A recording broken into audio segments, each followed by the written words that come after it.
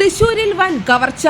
മണ്ണുത്തിയിൽ കാറിലെത്തിയ സംഘം വ്യാപാരിയുടെ 75 ലക്ഷം രൂപ കവർന്നു. എടപ്പാൾ സ്വദേശി മുബാറക്കിന്റെ പണമടങ്ങിയ ബാഗാണ് കവർന്നത്. ഇന്ന് പുലർച്ചെ 5 മണിയോടെയായിരുന്നു സംഭവം. ബാംഗ്ലൂരിൽ നിന്നും ബസ്സിൽ മണ്ണുത്തിയിൽ വന്നിറങ്ങിയ മുബാറക്ക് സമീപത്തെ മെഡിക്കൽ ഷോപ്പിന് മുന്നിൽ ബാഗ് വെച്ച് മൂത്രമൊഴിക്കാൻ പോയപ്പോഴായിരുന്നു കവർച്ച. മൂത്രമൊഴിച്ച് തിരികെ വരുന്നതിനിടെ തൊപ്പി ധരിച്ച ഒരാൾ പണമടങ്ങിയ ബാഗ് എടുത്തു പോകുന്നത് ശ്രദ്ധയിൽപ്പെട്ടു. ഇതോടെ ഇയാളുമായി പിടിവലി ഉണ്ടായെങ്കിലും മോഷ്ടാവ് മുബാറക്കിനെ തള്ളി നിലത്തിട്ട് ബാഗുമായി കാറിൽ കയറി രക്ഷപ്പെടുകയായിരുന്നു. ഇന്നോവ കാറിലെത്തിയ 4 അംഗ സംഘമാണ് മോഷണത്തിന് പിന്നിൽ. മണ്ണുത്തി ഭാഗത്തേക്കായിരുന്നു ഗ്രേ കളർ ഇന്നോവയിൽ സംഘം രക്ഷപ്പെട്ടത്.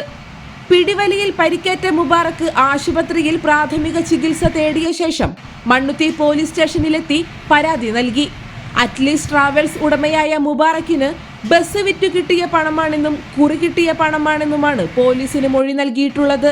CCTV ദൃശ്യങ്ങൾ ഉൾപ്പെടെ കേന്ദ്രീകരിച്ച് പോലീസ് അന്വേഷണം ഊർജിതമാക്കി.